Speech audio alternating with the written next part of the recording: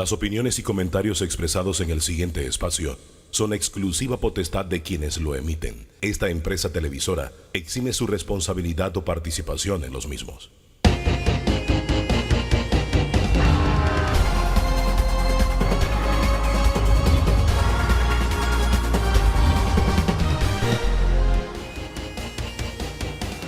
¿Qué tal? ¿Qué tal? Muy, pero muy buen día. Bienvenido, bienvenida a Debate Abierto. El último encuentro que tenemos en domingo, sí, encuentro con el análisis, la opinión. Toda la gama de puntos de vista siempre están aquí en Debate Abierto para orientarle. Esta es la agenda que le hemos preparado. Cae el telón de la Asamblea. ¿Y de qué manera cayó el telón en esta ocasión? ¿Qué asignaturas quedan pendientes ya en lo que será el último año de la presente Asamblea Legislativa? Nos acompañará Leandro Ávila, PRD, y José Alberto Álvarez, Partido Nuevo, País.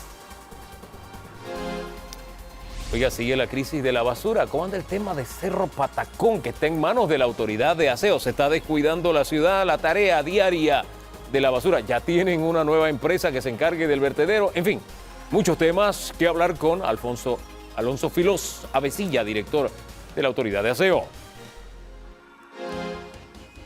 Y la libertad de información y de expresión está otra vez en riesgo. Angélica Maitín, exdirectora de ANTAI, y Guillermo Antonio Adames nos acompañarán para analizar este tema.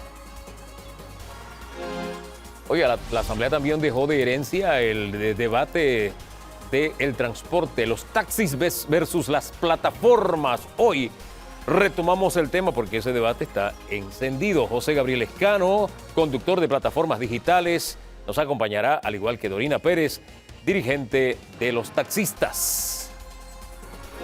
Y tenemos analista internacional, invitado internacional, Axel Kaiser, de la Fundación para el Progreso, conferencista chileno, abogado, pensador, nos acompañará. Hoy vamos a hablar un poquito sobre Panamá, América Latina, dónde estamos y hacia dónde vamos. Don Danilo Toro, ¿qué tal? Buen día. Buen día, Hugo. Buen día. Ahí está la agenda. Sí, ¿Cómo la ven? una agenda que expresa algo que se ha venido acumulando desde la semana pasada. Bueno, no desde, durante la semana pasada, desde hace tiempo. Conflicto, diferencia. Hay pocas avenencias, poco ambiente para ponerse de acuerdo en el país. Ok, vamos a ver si logramos acuerdos aquí entre don Leandro Ávila y don José Alberto Álvarez. Gracias a los dos por acompañarnos. Bienvenidos. Gracias a ustedes, don Hugo. Y a propósito de faltas de acuerdo, se extinguió ya el periodo de sesiones ordinarias de la Asamblea y el proyecto de extinción de dominio está extinto. Así de sencillo, después de 2 años. Oye, el viernes, a propósito, cumplió 2 años de ser presentado y el jueves, antes del segundo cumpleaños, ya era historia el proyecto de extinción de dominio. ¿Qué balance hace? ¿Cómo lo ve desde fuera, don José Alberto Álvarez? Bueno, en primer lugar, enviarle a todos los trabajadores de nuestro país, porque mañana casualmente se celebra el Día Internacional del Trabajo, así que un abrazo a todos los trabajadores de este país. Mi posición con respecto a ese proyecto de ley desde un principio fue la siguiente. Era necesario y sigue siendo una necesidad para el país dotar de los instrumentos adecuados para una investigación, no solo por delitos provenientes de narcotráfico. Yo ahí sí hay suficientes leyes. Pero el tema del enriquecimiento ilícito, es decir, hay gente que viene del interior aquí a ser diputados, ministros, y regresan, las casas le elevan los muros para que la gente no vea cuando llegan, porque la gente le va a pedir trabajo, le va a pedir cosas. Entonces, hacer una investigación por alguien que se ha llevado fondos del Estado, eso es peor que ensillar un gallote en vuelo. Se necesitaba la extinción de dominio en ese delito. Se necesitaba la extinción de dominio con todas esas cosas, pero haciendo un énfasis en facilitar la investigación del enriquecimiento ilícito. ¿Por qué? Yo creo que no vamos a mencionar aquí la persona porque fue una persona de medios. Creo que es el único caso que registra este país de una persona que ha sido llevado a juicio y condenado por enriquecimiento ilícito. Pero usted conoce los miles de panameños que se han robado fondos del Estado. Y por allí se pasean con autos lujosos, con flota de vehículos, con casas en la playa, casas en las montañas, casas por todos lados. Vas a un restaurante y de pronto entra uno de ellos y el que estaciona los carros dice, mira, aquí entró este y tiene un carro que cuesta más de $200,000. Oiga. ¿De dónde lo sacó? Pero en fin, al final nos quedamos sin hacha, calabaza ni miel. O sea, no Pero- hay extinción de dominio ni para enriquecimiento injustificado, delito contra la cosa pública, no hay contra narcotraficantes, contra lavado de dinero, no hay extinción de dominio. ¿Por culpa de quién? Yo creo que entonces Leandro nos va a explicar por culpa de quién. ¿Quién es el responsable, Leandro, entonces? Bueno, yo primero quiero recoger un poco lo que ha dicho Toto Álvarez, porque me parece que una falta de respeto para los panameños. Decir aquí en la televisión, nosotros tenemos la responsabilidad de orientar a la gente, decir aquí de los fondos que se han robado miles y miles de panameños. Yo quiero saber cuántos panameños han podido estar en el servicio público para que se digan miles y miles. No, aterricemos las cosas como son. Si hay funcionarios públicos que se hayan robado los fondos, a eso hay que atacar, pero no hablemos de miles y miles de panameños porque eso es un poco demagógico. Miles Eso y no es miles de eso millones de pero dólares. digo miles y miles de panameños, no me lo corrí ahora. Bien, en el tema de lo ¿Toma que la fue- corrección o no? En el tema de lo que fue la extinción Sí, de dominio. siento, pues. En el Siento, tema de lo ok. que fue la extinción de dominio, yo creo que el país entero es testigo del gran esfuerzo que hizo la Comisión de Gobierno. Nosotros entablamos una mesa técnica. Tengo que señalar que cuando yo llegué a la Comisión de Gobierno, ese proyecto ya tenía un año ahí. Le metí todo el impulso necesario.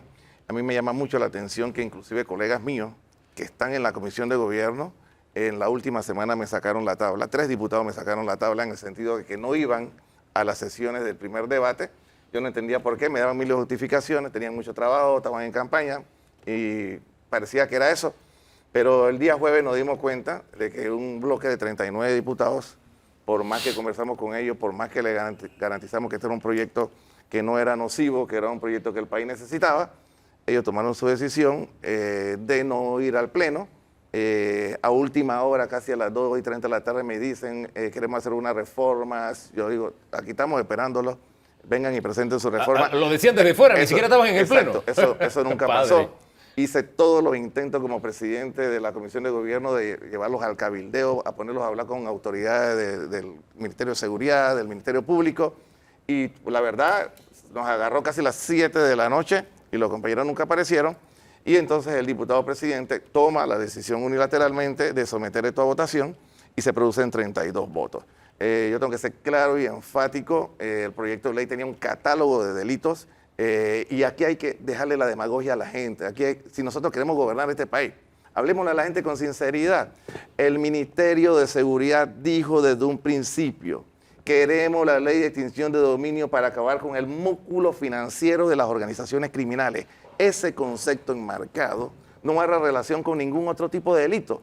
El panameño que, por ejemplo... Pero aquí el señor Rix dijo, desde el principio entonces, dijimos que debía estar delito contra la administración pública. Entonces, Todos pues, los delitos. precisamente por Aquí eso, lo dijo. precisamente por querer meter el artículo completo del Código Penal, que tenía que ver con todos los delitos, es que entonces comienzan las cosas a trancarse en la Asamblea. La Comisión visualizando eso en la mesa técnica, porque ningún diputado extrajo ningún delito de corrupción. La mesa técnica, que estaba compuesta por ente independiente, por abogados civilistas, por abogados penalistas, por miembros del gobierno, decidieron hacer un catálogo de delitos para circunscribirse Fueron sus al colegas. tema que era. Ahora, la pregunta es, usted que es abogado, ¿por qué si tenemos un sistema penal que debe funcionar con todas las herramientas, tenemos una institución como la Fiscalía de Cuentas, un Tribunal de Cuentas, entonces usted me dice a mí que el problema principal eran los delitos de la corrupción? No, señores, el Ministerio de Seguridad, reitero, planteó que era para combatir el músculo financiero de las organizaciones Bien, criminales. mire, primero, usted me hizo una corrección. Ahora se la devuelvo. Usted habló de 3 diputados. Sea valiente y dígale al país quiénes fueron esos Pero 3 si no te- diputados. pero ese es el argumento. Hable de dígaselo. lo que- No, yo voy a hablar con argumentos. Bueno, Entonces, yo te mira, aquí se habla de que hubo un gobierno que robó e hizo. Manejó la mitad del presupuesto que ha manejado el actual gobierno, con 0 transparencia. Aquí se han hecho peticiones de habeas data por tal o cual situación de proyecto y 0 informe a la nación. Entonces, para mí, usted a lo mejor querrá otras leyes. Para mí, las leyes más importantes, porque cuando alguien me pregunta, bueno, ¿cuál es el plan que tienen? Para nosotros, yo no soy un político, yo estoy en esto para tratar de cambiar leyes en la Asamblea. Interpretar lo que usted está diciendo, don José Alberto. Porque mire, la imprescriptibilidad de las acciones por los delitos contra la administración pública es una cosa fundamental que se requiere en este país. Pero usted me hizo una comparación entre el dinero que había manejado este gobierno y el que había manejado aquel que dice hizo, pero robó, pero hizo. No logré entender claramente. Bueno, claro, porque... ¿Y qué relación tiene con lo que decidió la Asamblea? No entiendo claramente. Porque cuando vayas a investigar, ¿y por qué hay que cambiar las leyes? Porque en ese gobierno, en muchos casos de delitos, se rebajó a la mitad la pena y la prescripción. Entonces tú te encuentras que en muchos casos que están en los tribunales, entonces se alega prescripción. Entonces son cosas que hay que evitar. Aquí porque... O sea, no se incluyó, trato de entenderlo. Entonces, no se incluyó la corrupción porque se están cuidando la espalda. ¿Eso es lo que usted trata de decir? Esa excusa, o cuidándole la espalda a otros, te voy a contestar, pero esa excusa de que porque eso no lo propusieron, ¿cuántas leyes? No voy a hablar de miles o centenarios de decenas porque después Leandro me corrige, pero cuántas cosas en la Asamblea no llegan de una forma y ellos le agregan. Entonces, si no le habían agregado eso, siendo una necesidad de este país que se investiguen esos delitos, ¿por qué no se lo agregaron? ¿Por qué no se lo agregaron? Don Leandro. Mire, usted está hablando con una persona que no tiene ningún problema de si la practicabilidad llega al 1903. Pero cuando usted me habla de eso, vamos a hablar también porque es que el país tiene memoria histórica, yo por lo menos la tengo. Vámonos al Club La Llave también y vamos a revisar todo lo que se hizo en el Club La Llave. ¿Y qué es el Club La Llave para los jóvenes? El Club La Llave es que después de la invasión hubo un grupo de juristas que agarraban y presionaban a la gente que habían encarcelado y le decía, ¿tú quieres salir? Yo te cobro el 30 y 40%. ¿Qué juristas eran?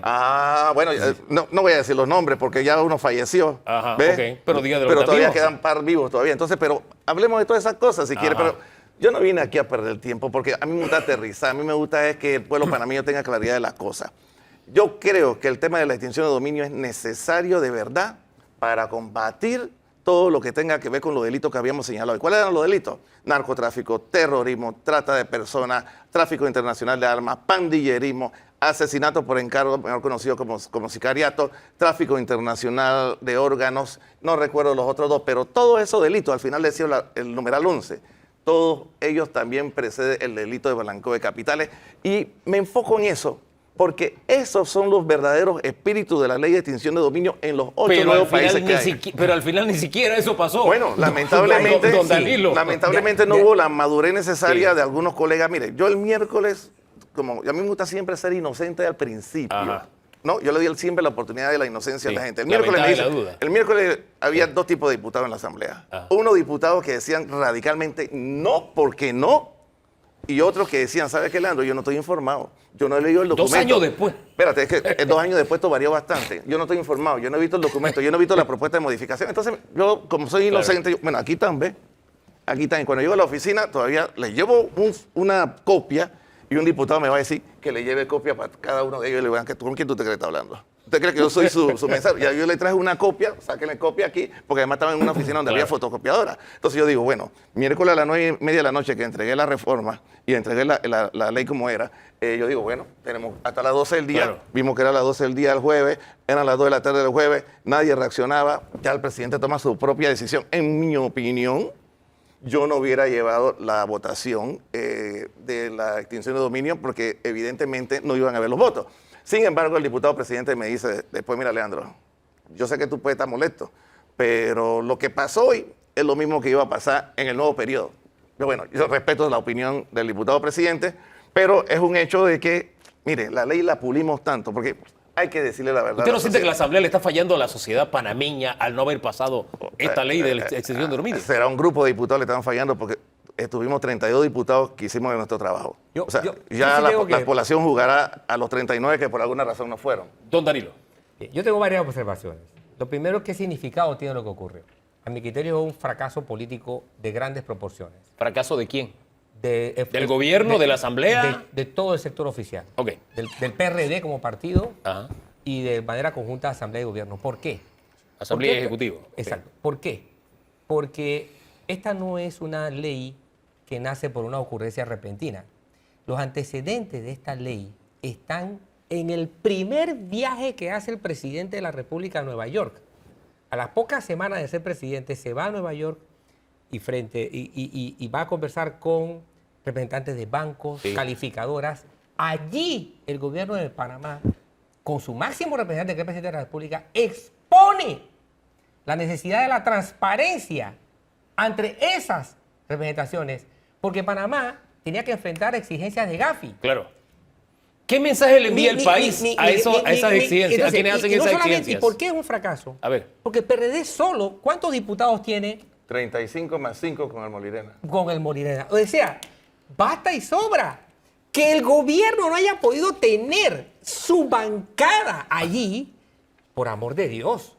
Aquí no es cuestión de qué delito se quedó y qué Es un fracaso y es un fracaso para el PRD, es lo que dice don Danilo. Explíqueme, diputado. Bueno, sin duda es una derrota que se le inflige al órgano ejecutivo. No. Espérate. ¿Quién presenta el proyecto de ley? El ejecutivo. No lo presenta Alejandro Ávila, lo presenta el ejecutivo. Se le carga esa derrota PRD. al ejecutivo. Compartan la carga de la cruz. Y la asamblea tiene que asumir su responsabilidad histórica. Y yo espero que en este periodo que venga se pueda rectificar. Ahora, porque algunos compañeros... Pero yo le pregunto, diputado, dígame, ¿sí o no? Voy a decir, no, Danilo, no lo es. Pero quiero que me lo diga. ¿No es esto un pase de factura al Ejecutivo? Fíjate que no tiene que ver con pase de factura directamente al Ejecutivo, porque ese no era el tema del debate. Yo creo ¿O al candidato del Ejecutivo? Mira, te lo voy a decir sinceramente, más es un temor de algunos diputados. O sea, ¿A qué le temen? bueno, yo ¿A no quién sé, entre yo? ahí va a que traer uno por uno aquí y preguntarle.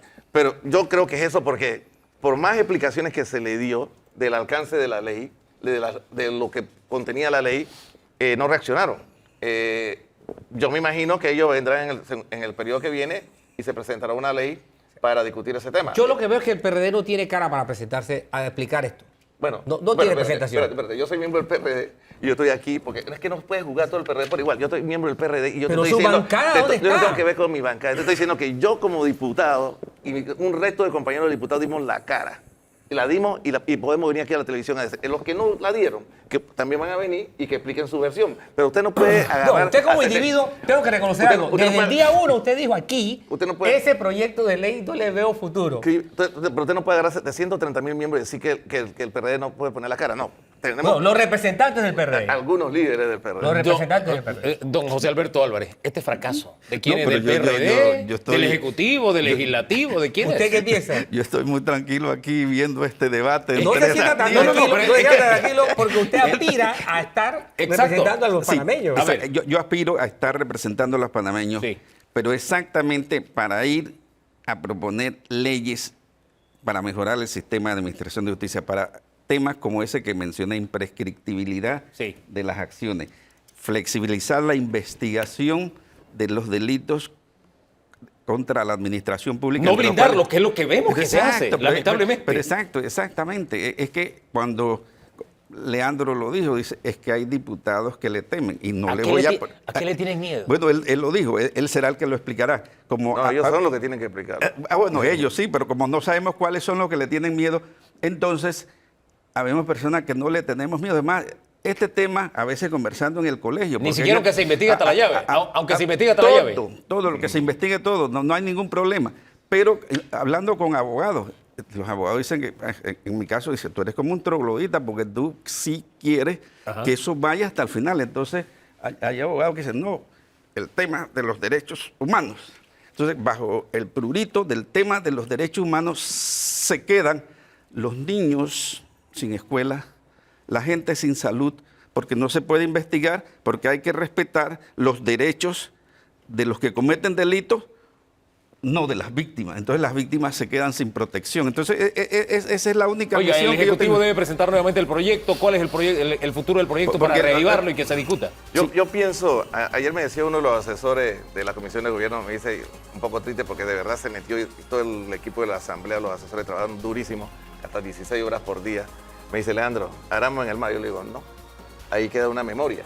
Sea lo que vaya a pasar en el futuro, yo creo que el Ejecutivo debe recuperar lo que está en la Asamblea, partir de ahí y presentarlo nuevamente a la Asamblea Nacional. Ahora veremos si ocurre porque al final yo hago memoria el Ejecutivo como tal no asumió el liderazgo en la discusión de este proyecto. Se quedó el ministro de Seguridad y su grupo discutiendo el tema. Y cuando el Ejecutivo ha decidido tomar liderazgo en la discusión de un asunto, la Asamblea y su bancada se alinean y eso no pasó. Quedó a nivel de ministro, no quedó a nivel presidencial. Y en la Asamblea, bueno, ya usted sabe lo que pasó. 32 diputados estuvieron presentes, dijeron sí, 31 y a la postre 39 no fueron. Ahí está la listita. Búsquese la prensa del viernes, creo que ahí está la listita, es larguita, no se la podemos leer, pero para que usted se ilustre. Por lo pronto, los lavadores de dinero, narcotraficantes y también los corruptos pueden dormir tranquilos. Venezuela esta semana pasó, Venezuela, con la condición que está atravesando Venezuela, pasó extinción de dominio. Nosotros no. Así que ellos pueden dormir tranquilos. Los que no estamos tranquilos, gracias señores por habernos acompañado. Los que no podemos dormir tranquilos somos los panameños porque, mire, yo incluso hoy amanecí con un problema en la garganta. Dice que eso es todo el problema que viene del humo, todo lo que viene allá de Cerro Patacón, que es el problema de contaminación más grande que tenemos en el país. En la ciudad, perdón. Todos los trabajadores. A usted En también. especial también a los trabajadores desempleados, que es el gran problema que tenemos en este país. A todos los trabajadores informales en este momento también, sí, felicitaciones. Hablemos un poquito del problema de la basura, la crisis de Cerro Patacón. Todo esto lo abordamos en segundos con el director de ASEO.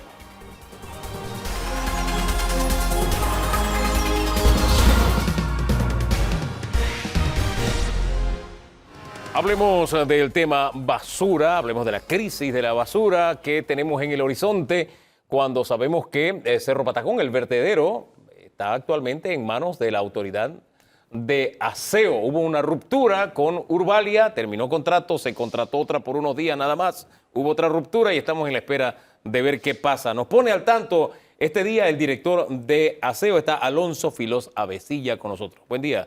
Bienvenido. Muy buenos días. Gracias por la oportunidad de estar y compartir aquí en el programa. Oiga, dos divorcios rapiditos, el de Urbalia, el de Ecolimpia. ¿Hay posibilidades de matrimonio con otra empresa o la autoridad se va a quedar administrando Patacón en estos 2 años de transición? Bueno, antes de contestarle su pregunta, quisiera darle felicitaciones, agradecimientos y demás a todo el personal nuestro por el Día del Trabajador de Aseo, ya que de todos es conocido la gran labor y el trabajo arduo que nuestro personal realiza casi las 24 horas del día, los 363 días del año, solamente no trabajamos 2 días en el año, así que queremos inicialmente darle ese agradecimiento a todos los labores. Oye, ya que usted habla de los trabajadores de aseo, ¿cómo anda la dotación de equipo para los trabajadores de aseo? Porque uno los ve en la calle recogiendo basura, no tienen guante. A veces cargan una ropa que no, o sea, se ve está desgastada, en ocasiones rota. ¿Cómo anda la dotación de los trabajadores de aseo? Bueno, ya finalmente estamos en el proceso de la adquisición de todos los uniformes. Hay muchos que nosotros compramos a través de Panamá Compras, pero usted sabe el tema de la crisis y demás, estos uniformes generalmente no se consiguen aquí en Panamá, así que eso retrasó un poco lo que es la compra. ¿Qué tanto se había atrasado? Porque evidentemente, le insisto, verlo sin guantes, verlo con uniformes desgastados, con equipo desgastado, o sea, no dan la mejor imagen. ¿Cuánto tiempo de atraso tenían ustedes? Bueno, prácticamente desde el año pasado venimos con un retraso en la adquisición de los uniformes y más ha sido el tema de los pantalones. Claro. Suéter, lo que es los guantes, sí no hemos tenido tanto problema, pero los pantalones sí lastimosamente hemos tenido problemas en ese rubro. ¿Y eso por qué? Bueno, aparentemente los fabricantes no sabemos si de repente había un problema en los textiles o algo por el estilo, pero entonces se han hecho todos los procedimientos y estamos viendo si tenemos que hacer una licitación abierta o algo, porque es más rápido, es más directo. ¿Están llegando o tienen que licitar los pantalones? No, es que nos comunicaron del tema de los pantalones. Ya nosotros, lo que son las gorras, los guantes, estamos próximos a recibirlo, pero nos comunicaron que había un retraso, un problema con el tema de los pantalones.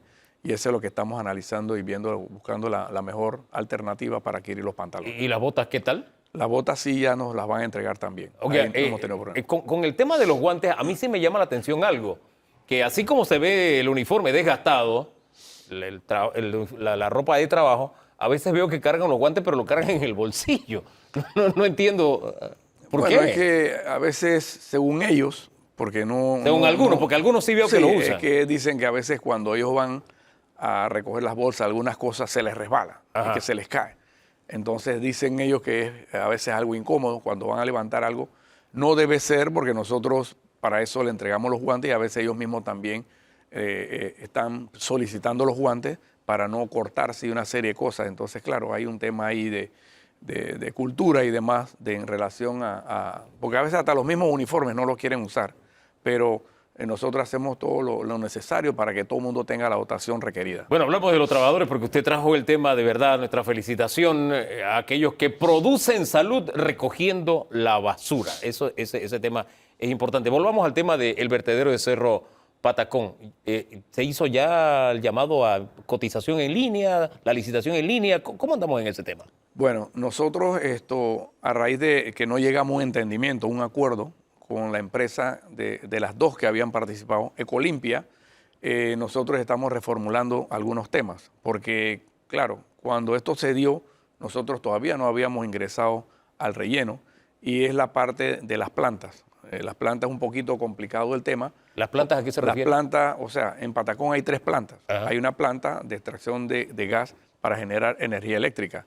Hay una planta incineradora que no ha estado en funcionamiento, que es para desechos hospitalarios peligrosos. Y tenemos también una planta para el tratamiento de los lixiviados. Entonces, estos temas son bastante técnicos, complicados. Pero en términos sencillos, ¿estaban funcionando o no estaban funcionando las 3? Ellas, en realidad, no podemos decir que estuvieran funcionando ni siquiera un 50%. El tema es porque, uno, tenemos que recordar que tuvimos un incendio. Cuando se dio el incendio, esto afectó considerablemente lo que es la captación del gas. En el relleno hay un sinnúmero de redes de captación de gas y también igualmente lixiviado. Entonces, a raíz del incendio, debido a que la basura no estaba cubierta, esta planta se tuvo prácticamente que detener. Igualmente, también la de lixiviado sufrió el mismo tema, porque hay unos como quien dice, chimeneas que extraen gas. Exacto. Y a la vez también extraen lixiviado. Todo esto se vio afectado, aparte de que ya antes de esto ya se tenía, la empresa no estaba manejando adecuadamente lo que era la extracción o el manejo de los lixiviados. Ahora, usted me dice como si eso fuera una sorpresa, pero ¿ustedes no inspeccionaban Patacón? Sí, nosotros tenemos un equipo, pero como está formalizado lo que era el contrato, prácticamente usted solamente supervisa o usted ve. Entonces, cuando yo observo que hay una anomalía, yo tengo que hacer un informe. Ese informe se lo paso a usted. De ahí viene el tema de que tengo que solicitar una inspección en conjunto para detectar que hay un hallazgo o una anomalía. Cuando esto se da, entonces hay que pedir una sanción.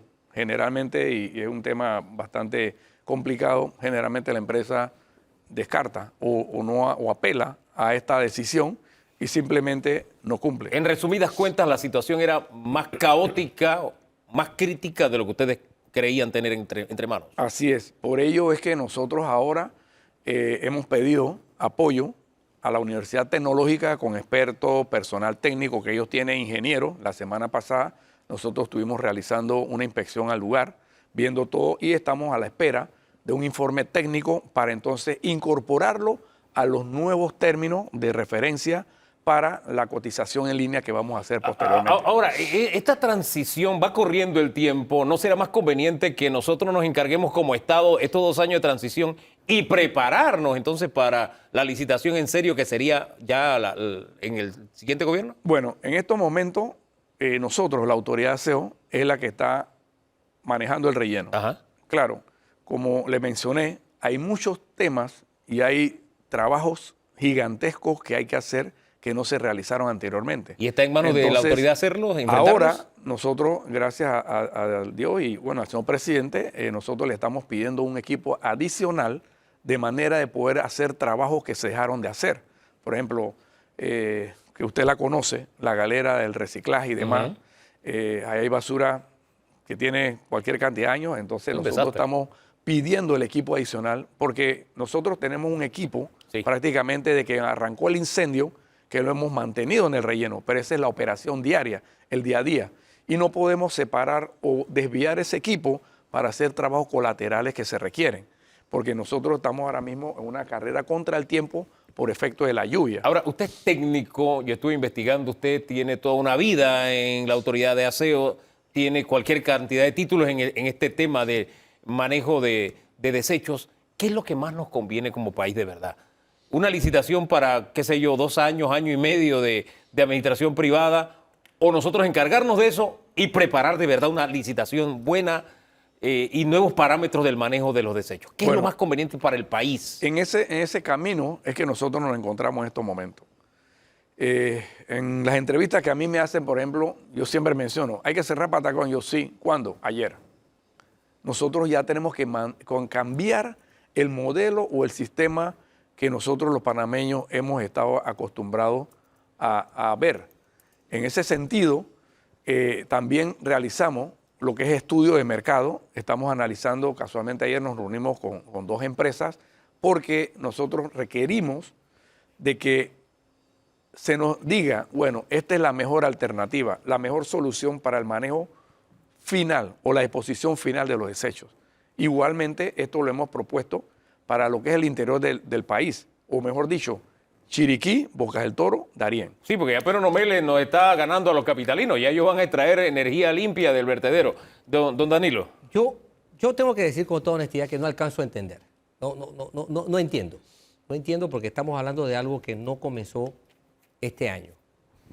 Y yo tengo varias preguntas que hacerle para ver si puedo entender. Número 1, ¿cuándo detecta usted que, aunque ya está declarada una emergencia sanitaria, cuándo la autoridad de aseo detecta que Cerro Patacón es un esquema fallido? Bueno, ya esto es de vieja data. Sí, ya. pero ¿cuándo usted lo detecta? Bueno, lo que pasa es que tengo que explicar algo. Independientemente que yo tengo años de estar en la institución, pero no estaba bajo mi responsabilidad decir, Sí, bueno, pero no estamos discutiendo eso. ¿Cuándo usted lo detecta? Bueno, ¿Cuándo usted lo informa? Vamos a decir así. ¿Cuándo usted le dice? a mí me designaron como administrador en octubre del año pasado. Bien. Desde que yo entré, lo primerito que yo mencioné fue que tenemos que prestarle atención. Entonces, al en vertedero. octubre del año pasado usted detecta algo cuya crisis se hizo evidente en el año 2013, cuando se da un gran incendio que llena de toxicidad catastrófica toda la ciudad de Panamá. 2013. ¿Ok? Ha habido varios... No. Le Y voy a antes poner- de- y ese fue el antes de eso primero. hubo otro. Ese fue el primer gran incendio. De allí para acá ha venido mucho. Cualquier Pero el primer cantidad. gran incendio fue el año 2013. Un año después se presenta un estudio por investigadores científicos de Panamá que sale publicado en la Universidad de Costa Rica. Nadie del gobierno hasta el día de hoy se ha enterado ni se recuerda de ese incendio. A mi criterio, ya esa era una fecha de crisis. 3 años antes del 2013, el Ministerio de Salud había encargado un estudio, Luis Berger, para tener todo un esquema de solución del manejo de desechos en el país, provincias centrales, que es catastrófico igual. Nadie se recuerda de eso. 2 décadas antes los japoneses hicieron un estudio que después rehicieron. Bueno. Los españoles en el interín lo hicieron. 2017, el BID Y hizo otro. usted nos dice que se está analizando la licitación. Digo, yo creo que estamos en dimensiones distintas. No estoy señalando directamente que se está analizando una licitación. Se está haciendo. Nosotros, lo que pasa, le explico algo. Hay alguien que tenga el una idea relleno- de lo que es una emergencia sanitaria El aquí. relleno es cambiante. O sea, no es que es algo estático como una carretera. Sí, pero es algo permanente, El- la catástrofe. Sí. La catástrofe ha sido Estamos de permanente acuerdo. durante 2 décadas. Estamos de acuerdo, pero si usted va hoy al relleno y va mañana, no lo va a encontrar igual. Entonces, Peor. Sí, de eso estoy seguro. Siempre lo porque vamos a encontrar peor. Usted va depositando la basura en el relleno y usted va haciendo diferentes trabajos. Por ejemplo, usted empieza una fosa y usted va subiendo el relleno, lo va expandiendo, va haciendo una serie de cosas. Entonces, eso es lo que en estos momentos, por ejemplo, ¿qué le pedimos a la Universidad Tecnológica? Analizar todo lo que es la red. ¿Cuándo se lo pidieron? Hace como 2 semanas. le Este pedimos. gobierno llegó en el 19, cuando Patacón era una catástrofe. Bueno, pero es que nosotros le hemos estado mencionando. ¿Dónde estaban de que- ustedes? de que- ¿Cuál fue su preparación para esta catástrofe? Lo que Nos pasa- estamos enfermando de cáncer y de 1000 cosas terribles. Le explico algo. Usted ¿Dónde estaban ustedes? Usted mencionó las administraciones. Cada administrador, Es un en su desastre. momento, Esto ha sido una él suma de tiene que desastres. tomar la decisión de lo que tiene que hacer. O sea, yo lo tomé. Pero estamos jugando con vidas. Sí, pero O sea, bueno, yo no puedo pero creer es- la pasividad de aquí. es un tema- Es una institución fallida de la Pero A es a la un, pero Z. es un tema que usted como administrador tiene que tomar en su momento alguna decisión. ¿Qué decisión? Por eso hace un rato le decía, ¿qué decisión debemos tomar en este momento, sabiendo que tenemos una crisis? Encargarnos como Estado de manejar el relleno y prepararnos para cambiar nuestra cultura en el manejo de desechos, entregárselo a una empresa por un par de meses en esta transición, hombre, devolvérselo al municipio, ¿qué vamos a hacer? Porque al final es una crisis, ese es el tema. Bueno, de lo que le mencioné del estudio de mercado, la mayoría de las empresas dicen que poner una planta del tratamiento de los desechos, usted puede hacer, pueden decirle, bueno, incineración, reciclaje, separación, biodiesel, compostaje. Nosotros requerimos que nos digan en estos momentos, de acuerdo a los problemas que estamos teniendo, cuál es la mejor opción. ¿Cuándo se lo van a estar diciendo? Ya nosotros nos estamos reuniendo con las empresas. Ya por semana estamos programando de manera que nosotros, porque tenemos que coger la mejor opción que sea económica para el Estado, que se pueda financiar, porque aquí pueden venir personas que, bueno, Esto significa que no hay solución en 5 años. No, o sea, Por amor de vuelvo y Dios. repito, o sea, nosotros nos estamos reuniendo, ellos han dicho, cualquier sistema que se va a implementar toma entre año y medio a 2 años desarrollarlo. Entonces, por eso es que interinamente o transitoriamente nosotros estamos haciendo este proceso para que una empresa lo haga durante el tiempo que demoraría construir las diferentes plantas en el relleno. La solución al final pasa por tener un nuevo vertedero, seguir depositando basura en Patacón, sacar eso de allí, que ya tienen algo en concreto, lo que queremos llevarnos, y creo que ahí va el malestar de don Danilo, que trabaja muy cerca de Patacón a propósito, y por eso tan molesto, y reciben directamente incluso los olores de Patacón. ¿Hay algo en concreto que se vaya a hacer este año, por ejemplo? Bueno, sí, es que precisamente estamos en esos procesos. Entonces, claro, como mencionó usted, estamos haciendo todo para que una empresa maneje transitoriamente, repito, Sí, bien, el esa es la relleno salida. por estos 2 años, Bien, temporalmente, hasta que tengamos ya Bien. lo que es la decisión final. Ya esa es la decisión, lo va a manejar una empresa, 2 años, qué sé yo. ¿Qué tenemos en el horizonte? Cambiar Patacón, vamos a seguir usando esa área, necesitamos un nuevo vertedero. O sea, ¿cuál es la estrategia o la visión que tiene el gobierno para que ya el próximo no reciba esta crisis? O el próximo gobierno va a heredar esta crisis. Todo lo que nosotros estamos haciendo, o el gobierno, está orientado a utilizar el relleno lo menos posible. Sabemos que las diferentes tecnologías procesan desechos que generan, digamos, un 60% de efectividad, quedando un remanente. El remanente es el que nosotros tenemos que adecuar algunos espacios o áreas para depositar. Nosotros lo que queremos es que el resultado final sea lo menos, de manera de que, por decirlo así, de un 100% lleguemos hasta un 60-70%, porque son pocas las tecnologías que pueden tratar, por decirlo así, el 100%. Incluso si Ahora, usted quema, sí. usted va a tener hasta un 20% de ceniza que tienen que ser depositadas en celdas de seguridad. Ahora, mientras todo esto está pasando, la ciudad, también el tema de la recolección de la basura sigue siendo un problema. ¿Qué está pasando? ¿Se está descuidando el personal? ¿Se está mandando a Patacón y no hay la suficiente periodicidad? No, para nada, porque son cosas totalmente diferentes. Ajá. Nosotros tenemos personal técnico, que es el que le da prácticamente la vuelta al país entero en temas de apoyo a los municipios, la alcaldía, en el tema de los Pero hay vertederos. deficiencia en este momento en la recolección de la basura. Bueno, nosotros hemos logrado y considerablemente mejorar el sistema de recolección. En algunos lugares hasta 2 veces. El tema mayor que en estos momentos nosotros confrontamos en lo que nosotros le decimos el corazón de la ciudad es la cantidad o la proliferación de los indigentes que tenemos a diario. El área de Caledonia, nosotros tuvimos la Pero semana ellos pasada... le sacan el provecho a la basura porque la basura está. O sea, Bueno, eso es una consecuencia de... Sí, pero el tema ¿cuál es? Que yo agarro, voy a un lugar, rompo todas las bolsas, dejo todo regado, cojo 3, 4, 5 latas y entonces, claro, cuando usted pasa, porque nosotros no tenemos los patacones que se tenían hace mucho tiempo por efecto de las condiciones que presentaba el relleno. Entonces, claro, podemos decir que esta práctica que debería de ser en la fuente, la extracción de material reciclable, debe ser en la fuente, eso en realidad no se está dando. Sí, pero para eso se necesita todo un cambio cultural del país y no hemos trabajado en eso, que también el gobierno hace 3 años sabía.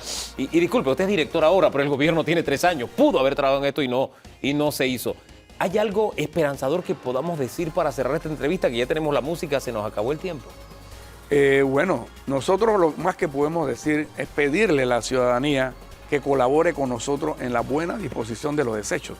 Nosotros hemos tenido reuniones con los empresarios de Caledonia, dueños de hoteles, por la preocupación que tienen Hay ellos. desastre por todos lados. Chepo es otro. Bueno, pero Chepo es otro. Chepo no es, digamos, de nuestra responsabilidad. Nosotros le brindamos el apoyo a Chepo en lo que es el manejo del vertedero. Lo hemos apoyado varias veces, igualmente también otros municipios. Y Desde hemos Changuinola, tenido como usted que- dijo, hasta Darién, manejo de desecho es Bueno, caos. el manejo del desecho, no. Hablo de los vertederos, porque la Bueno, mayoría para de mí los manejo de vertederos- desecho es desde que se recoge pero hasta su destino. la responsabilidad de la recolección es de los alcaldes. los Sí, pero municipios. segmentarlo así es mezquino. Manejo Bueno, de pero es desecho que es desde yo que se voy- recoge hasta que se dispone. Para yo poder apoyarlo a usted me tiene que enviar una nota para que nosotros podamos, porque directamente nosotros no podemos meternos. Pero alguien tiene que enseñar, alguien hacerlo. tiene que preocuparse por este tema. Este tema nos va Bueno, a matar. ahora mismo- Nos está matando, perdón. Ahora mismo nosotros, y por primera vez, tengo que mencionarlo, un presidente se ha involucrado precisamente para tratar de resolver el tema de la basura, no solamente en la ciudad capital, sino en todo lo que es la República. Se ha involucrado, tristemente se ha involucrado 3 años después, teniendo muy poco tiempo para resolver algo que era una crisis cuando él llegó. Eso hay que decirlo con claridad. Por eso decía, ¿va a heredar esta crisis también el actual gobierno? Bueno, aparentemente sí, porque si nos vamos de estudio en estudio, análisis en análisis, ya deberían haber tenido algo, porque tienen 3 años de gobierno. Pero a la postre es lo que hay en este momento. Tengamos la esperanza de que algo puede cambiar o algo puede pasar. La tarea es titánica, es grande. Lo que pasa es que no se ha asumido de esa manera. Insisto, bien porque se interesó, pero 3 años después debía haberlo hecho desde el día 1. Es más, se prometió en campaña. Gracias por haber... Usted le tocó heredar la coletilla nada más. le ha tocado. Triste y lamentablemente, ¿no? Pero es algo en lo que de verdad este gobierno está en mora y Dios quiera que le pueda poner el pie en el acelerador para buscarle una solución. Esta semana otra herencia que dejó el debate en la Asamblea fue la discusión de el tema del transporte. Usted sabe, ¿no? El tema de los taxistas, el tema de las plataformas, eso sigue en debate y vamos a analizarlo en segundos nada más aquí. Así que siga con nosotros.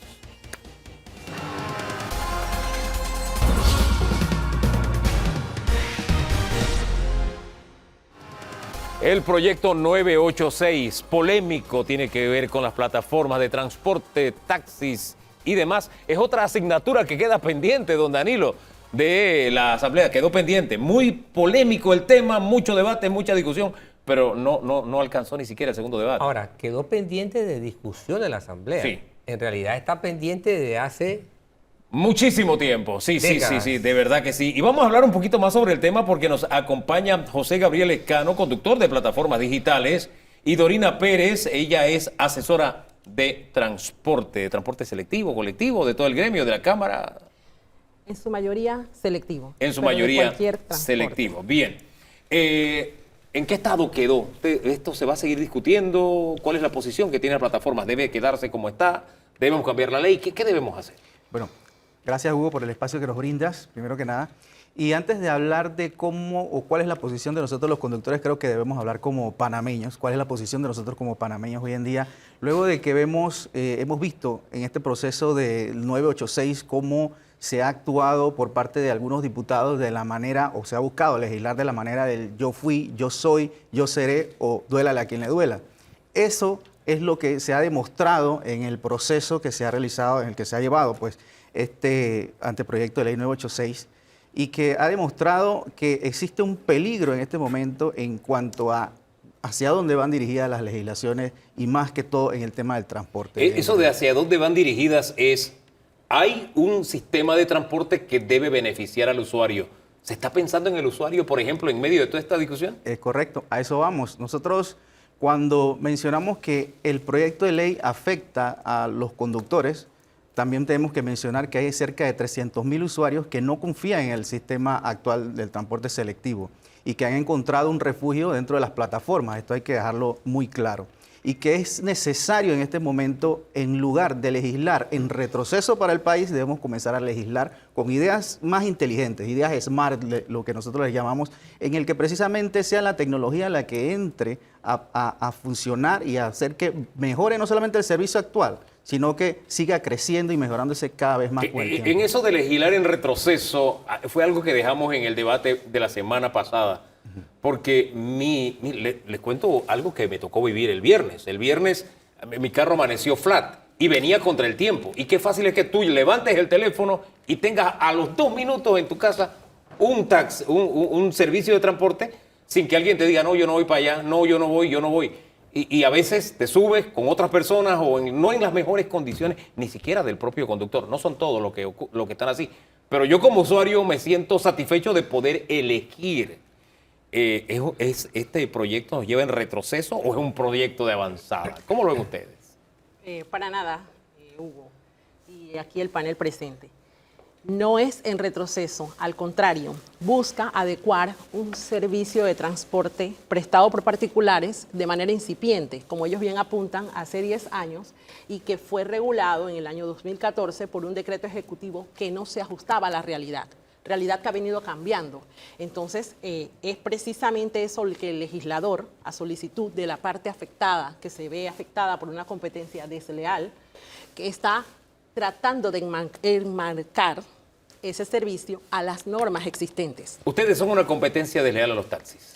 No, nosotros no consideramos competencia desleal porque brindamos un servicio totalmente distinto. O sea, tenemos que ver, la esencia de las plataformas es precisamente tener el acceso, el usuario tener acceso a un método de transporte diferente y que sea según la necesidad del momento. Y eso es lo que ha venido a brindar las aplicaciones digitales. ¿Y este proyecto de ley elimina esa posibilidad de seguir ofreciendo esa alternativa? Prácticamente sí, y no solamente nos impide a nosotros los que hoy ofrecemos el servicio de las plataformas seguir ofreciendo ese servicio, sino que también limita incluso de llegar a aprobarse este proyecto de ley que los mismos taxistas que hoy en día ofrecen el servicio de transporte puedan optar a entrar en ese sistema porque mantiene regulaciones como que los vehículos tienen que tener 3 años. O sea, ese es un detalle que le impide incluso al taxista común poder entrar al sistema de aplicaciones porque va a tener que ir, cuando su vehículo ya cumpla 3 años, tener que renovar nuevamente su vehículo.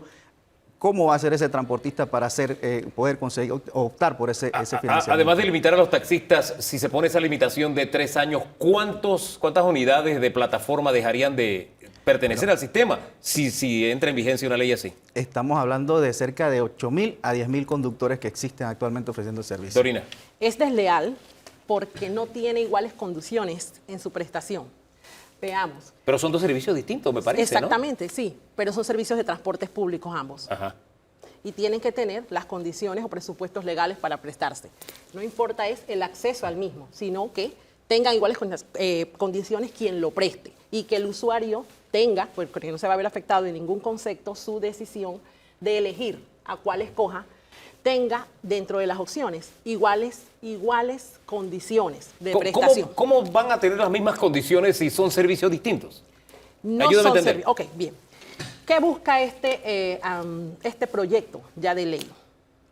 Indicarle a el actor o el nuevo actor tecnológico que entra a intermediar entre quien solicita el servicio y quien lo presta, que entienda que debe, entre su contratación o su método de contratación, exigirle a este que va a prestar el servicio de forma tecnológica que lo haga teniendo las adecuaciones de ley. ¿Cuáles son estas? Los seguros correctos, el certificado de operación. Del certificado de operación quiero hablar en segundos. Sí, en porque segundos. eso a mí me deja pensando. Voy a terminar la idea. Termine. Bien. Que él se enmarque, que él entienda que tiene que contratar a este que va a prestar el servicio de manera tecnológica, porque el proyecto de ley no dice que los limite a que lo presten de esa manera. Y que el usuario comprenda que no se le va a afectar su aceptación. Él sigue eligiendo a esta persona. Él sigue eligiendo a quien quiera, a ese servicio. El selectivo ahora, sí, va a tratar de elevar, este proyecto, elevar su servicio, que sí, viene siendo quizás deficiente, a igualar y equiparar y competir entonces legalmente. Ahora bien, por ejemplo, la limitación de los 3 años. Los taxis, aquí encontramos taxis que yo a veces de verdad me pregunto cómo pasan el revisado. Entonces, un sistema que está en esas condiciones le dice al otro, espérate, el tuyo debe tener 3 años. No entiendo por qué. Coincidimos acá con el compañero de panel de que ese debe ser un ajuste a realizarse en ese proyecto. ¿Usted no está de acuerdo con eso? Nosotros no estamos de acuerdo. Okay, ha tenido que bien. ser, esa es la iniciativa del legislador, pero la realidad debe ser un vehículo quizás entre 5 y 7 años. Ajá, bien. Como está el Como está 331. actualmente. Ahora bien, yo me quedo pensando en el tema del certificado de operaciones. Lo pusimos la semana pasada, no obtuve una respuesta satisfactoria, porque el certificado de operaciones o pagarle a una concesionaria, yo no termino de entender por qué le tienes que pagar a la plataforma y ahora también a una concesionaria.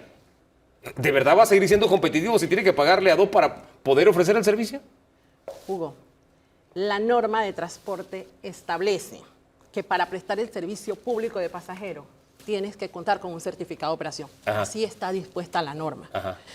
El actor nuevo que incursiona, ya sea de intermediación, llámese las plataformas digitales, y los conductores de vehículos particulares, tienen que tener claro que es una actividad ya regulada, no está liberalizada. Si yo quiero incursionar en esa actividad, yo debo cumplir con las normas que exigen. Le pongo el ejemplo de Colombia. En Colombia, como existía esto de los certificados de operaciones, concesionarias, y era epicentro de corrupción, porque al final tú le pagabas a un particular que no hacía nada, simplemente recibir dinero, el gobierno dijo, ¿sabes qué? Se acabó esto de las concesionarias. Acá no, acá mantenemos esa figura que yo no logro entender por qué tiene que pagarle. Bien, la norma... ¿Y qué gana el usuario con que se le pague a un concesionario? Las organizaciones de transporte son las que afilian los concesionados que prestan el servicio de transporte. Ellas tienen una función de control y de reporte a su vez ante la autoridad del tránsito. Quizás la merma o la mala percepción que existe por parte de la comunidad con esto no es culpa de quien presta el servicio. Yo como autoridad, si soy la autoridad, tengo que tener un servicio de control porque está todo debidamente establecido en las normas de transporte. Entonces, es lo que debemos cumplir. ¿Se debe mantener eso del pago a la concesionaria? ¿A qué pago de la concesionaria? Ahora te repregunto yo. ¿A qué pago de la concesionaria te refieres? Hay que pagar desde Sarpe todos los días, hasta igualmente todos los años la renovación para lo que es el revisado y demás. Y mire, yo le he tenido que prestar, le he tenido que prestar como algunos amigos que son taxistas porque le cobran 1,000, 2,000 al año. Y yo le pregunto, oye, ¿y eso a ti en qué te ayuda? Me dice, no, en nada, pero es lo que yo tengo que pagar. Eso me parece una explotación. No es una explotación. Y ¿Qué te voy a explicar entonces? qué es porque entienden el tema. Las organizaciones de transporte tienen deberes o tienen actuaciones en nombre de sus afiliados que hacer ante la autoridad del tránsito. Oye, yo le pregunté al afiliado, ¿y a ti en qué te ayuda eso? Y dice, en nada, es que yo le tengo que pagar. Le tiene que pagar, no. Ok, en el modelo en la ciudad de Panamá, para las prestatarias es el pago anual de una afiliación que se hace en el periodo de placa. ¿Y esa? Una vez una vez al año. ¿Y esa afiliación qué beneficia al taxista? Claro que sí. ¿En qué lo beneficia? Claro que sí. Ellos están afiliados. Todos sus trámites se hacen a través de la organización de transporte. Por ejemplo, tengo que hacer un cambio de color, tengo que hacer un cambio de unidad, tengo que hacer... ¿Eso ayudaría a las plataformas en algo? No, eso no. ¿Y ese pago ayudaría a las plataformas en algo? ¿Pagar a un concesionario? No. A nosotros no nos ayuda en nada porque tenemos que ver una realidad. A ver. Hablamos de igualdad de condiciones. Yo quiero preguntarle a la licenciada si al momento en el que este proyecto de ley se apruebe, yo como vehículo particular, ya con un certificado de operación, yo voy a poder ver a un ciudadano en la calle y que él me levante la mano y yo voy a poder subirlo al vehículo. Yo quisiera saber si eso se llamaría igualdad. Nosotros vamos a seguir por el modelo de aplicaciones, mientras ellos van a poder recoger pasajeros y van a poder entonces trabajar por medio de son la dos aplicación. servicios por naturaleza distinta. Totalmente Entonces distintos. la naturaleza... Pero te dijo ahorita que tenía que igualarse. No, tienen que igualarse en responsabilidades. Tienes que tener el mismo tipo porque estás transportando conductores. Las y no puedes tener un permiso de que hablamos de responsabilidades de las aplicaciones. De que yo agarro un vehículo y simple y llanamente mi vehículo de mi propiedad, me inscribo en una plataforma, le tengo que echar gasolina al vehículo como único requisito y esperar que las carreras ¿Ese es el único requisito? Ese es el único requisito normal que tienen ellos. El decreto 331 porque no hay establece una varias identificación. normativas. Sí, te hablo del decreto 331. Pero es la única condición que existe. No hay una fiscalización por parte de la autoridad. No hay una identificación de quién presta el servicio. Hay filtraciones que le han llegado al sistema, como por ejemplo, de que ellos se contraten con estas empresas de plataformas y quien preste realmente el servicio sea un extranjero que de repente acabe de llegar al país y no tenga otro medio de subsistencia que hacer algún tipo de acuerdo y él prestar el servicio, que es la filtración. ¿Eso está principal. funcionando así? No, el decreto, como le menciono, tiene sus parámetros para lo que es el conductor. Sí. El conductor tiene que cumplir con esos requisitos para ofrecer el servicio. Sí. Simplemente, si como menciona la licenciada, existe una situación de esta, el usuario tiene toda la potestad de cancelar y de poder calificar, incluso de mandar una nota a la plataforma para denunciar el hecho. Y pregunto yo, ¿quién fiscaliza? Existen Que eso todas en esas realidad se dé. libertades y precisamente, si existe, Y el- no vamos a negarlo. Si el decreto Sí. 331 ya está y existe Sí. y tiene unas normativas, el Estado también debe fiscalizar y hacer que se cumpla. ¿Y No- se logra a través de esta ley de la forma en que está no, redactada? Exactamente. Te hablo del Esta decreto ley 331. no regula lo que tiene que regular. Ahora, ¿en qué beneficia al conductor de plataforma y al usuario que ustedes le tengan que pagar a una concesionaria? Para nada. Incluso nos veríamos obligados incluso a elevar mucho más el costo de las tarifas para poder compensar el doble costo o el doble pago de ¿Por servicios qué no están, de las porque no atenciones que están reciben por dispuestos medio de a aplicación? sacrificar el pago que sí le hacen a las plataformas? Eso es mentira porque nosotros incluso hemos desde hace 5 años acercado a distintos diputados a manifestarle nuestra posición. Nosotros estamos dispuestos a pagar algún tipo de anualidad a la entidad que se nos considere que podemos que nos puede de pronto certificar como Ajá. trabajadores digitales. Sí. Y podemos asumir el mismo costo que establecen algunas prestatarias, que son de 50 a 100 dólares. Vamos a decirlo, lo mínimo que se escucha por allí. Lo mínimo. Lo mínimo. Hay quienes cobran muchísimo más. Exactamente. Aquí Y escuché a uno que muchísimo. dijo que 25 centavos. Y, Sí. eso es mágico lo que menciona. Pero Diario, entiendo que nosotros 25 estamos diario. totalmente de acuerdo de que, bueno, si hay que pagar una anualidad a alguna entidad, nosotros hemos propuesto incluso que la AIG haga una plataforma donde nosotros podamos certificarnos digitalmente como conductores de aplicaciones y que paguemos de pronto un tipo de certificación, un costo anual, y que eso se utilice en precisamente nuevos proyectos de tecnología. ¿No sería para el una país. salida no se salomónica? puede, Hugo, porque es un transporte público de pasajeros. ¿Qué lo Pero dice? estamos hablando de adecuar la ley, ¿no? Bueno, ¿Qué lo dice? tendríamos ¿Qué lo dice pero que la somos ley, un como la transporte tienes, público? es un transporte Pero, que está transportando pero estamos pasajeros. adecuando la ley, es una No, posibilidad. no estamos adecuando la ley. Estamos regulando un servicio que presta un conductor en un vehículo particular. Pero para eso con se está adecuando la intermediación. ley. Para eso Don se está Danilo. adecuando. Dice el fallo de la Corte, señor Danilo, cuando entró a analizar el servicio que se Sí. presta, que había una extralimitación de quien hacía la función de intermediario, que debía solamente circunscribirse a lo que el comercio electrónico le permite. Y dijo también que quienes estaban actualmente prestando ese servicio debían enmarcarse a las normas vigentes. Son las que están. Es la adecuación que se está Don Danilo, un fallo bien extraño porque son normas Sí. vigentes antes de que tuviéramos plataforma. Entonces, ¿cómo usted va a través de una norma Bueno, es la establecer una... Es Eso la no tiene incongruencia. sentido, pero don Danilo, usted tal vez sí lo entiende, yo no. No, yo hoy día no he entendido varias cosas. Y Esta es una de ellas. Esta es una de ellas. A ver. Y le pregunté, justo antes de que comenzáramos, le pregunté a la licenciada cuánto tiempo tenía en el sector, me dijo que tenía una buena cantidad de años. Sí.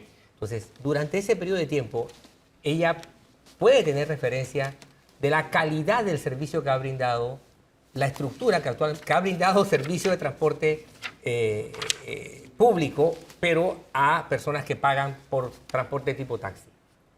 Entonces, yo creo que aquí tenemos el planteamiento, la discusión al revés. Estamos discutiendo sobre la legalidad o la ilegalidad de un servicio de plataforma, de un servicio tecnológico con respecto a un servicio que lleva décadas de deficiencia. Pero no es que lleva un año, no. Décadas de deficiencia. Y que está basado en una ley que ni siquiera a la era digital había llegado. Y si el concepto a aprobar, si la hipótesis a rechazar es competencia desleal, me hago estas 4 preguntas. A ver, póngale en el tapete para cerrar. ¿Cómo llegamos al número de taxis que hay en la ciudad y en el país? ¿Cómo? ¿Con qué criterio científico se da? ¿O con qué criterio jurídico se da que sea verificado y supervisado? ¿Cuál es el protocolo de efectividad del otorgamiento de cupos? ¿Cómo se regulan estos? ¿Cómo se quitan estos? ¿Quién controla las violaciones a las normas de tránsito, que es cultura de legalidad, cometida por los conductores de tránsito? Me pregunto, ¿acaso la competencia desleal no está institucionalizada? sin que exista plataforma. Que no es que los defiendo, porque tengo... Y yo también tengo quejas de la plataforma, olvídese. Pero Sí. mi pregunta es que la competencia desleal está institucionalizada de hace años, antes de que llegara cualquier plataforma. Y estos señores no se han dado cuenta. Entonces pregunto yo, ¿cuál es su plan para que la comunidad de quienes necesitamos los servicios podamos percatarnos de que, no habiendo habido una mejoría durante décadas, la tendremos algún día, Para con o concluir. sin plataformas? 20 segundos para concluir, 20 segundos. segundos. Los estudios técnicos es el procedimiento que utiliza la autoridad para emitir los certificados de operación. Es la autoridad del ente regulador. Y el plan que se tiene es precisamente este proyecto de ley. El transportista tradicional tendrá que adecuarse a la innovación, a la tecnología, a esa competencia que se le va a igualar a este nuevo actor que llega prestando un servicio y tendrá que mejorarlo o desaparecerá el mismo. Y, por favor, el transporte quizás es deficiente en algunas zonas, pero hay que respetar el interior donde es muy buen prestado el servicio. En algunas zonas. En algunas zonas. Sí, bueno, Para hablando concluir. específicamente del fallo, yo escucho mencionar mucho el fallo, pero realmente no podemos, ella dijo la palabra correcta, análisis, no podemos tomar el análisis dentro de todo el proceso como un fallo, y eso es lo que estamos publicando a todas luces de que es un fallo de la Corte, que somos transporte público, no, es parte de un análisis. El fallo es claro y solamente habla de unos artículos del decreto 331, los cuales se corrigieron. Eso por un lado. Por el otro lado, nosotros, la propuesta nuestra siempre ha sido: sentémonos a conversar y arreglar los problemas del transporte en general para que el usuario al final salga beneficiado. Al final, ese es el interés. Ese debería ser el interés. Y si tenemos una ley que fue redactada cuando la era digital ni siquiera estaba presente y las plataformas no existían, entonces démonos el honor de contar con un nuevo instrumento legal y no una norma que se hace a la medida de algunos dirigentes que, a propósito, resultan ser también diputados. Entonces allí ya uno piensa, aquí hay una mano oscura, hay una mano extraña, hay corrupción. Y no uso nombres para evitar que suceda lo que le pasó al diario La Prensa, que acá todavía sería mucho más grave. Así que lo dejo hasta ahí, pero los nombres lo sabe usted y lo sé yo. Al final lo que el usuario se merece es un buen servicio y que, si hay selectividad o tenemos transporte selectivo, que lo sea. ¿Por qué no tenemos transporte selectivo? Seamos francos, no lo hay, es colectivo. Entonces, que haya una competencia. ¿Es selectivo en qué? Bueno, eso sí es cierto. Tiene toda la razón. Mejor pausa y regresamos. Hablamos de libertad de expresión y de información. Nuevamente está en peligro. Ya le cité el tema del caso del diario La Prensa. Ese es el fundamento desde donde comenzamos el análisis. En segundos, nada más, aquí en Debate Abierto.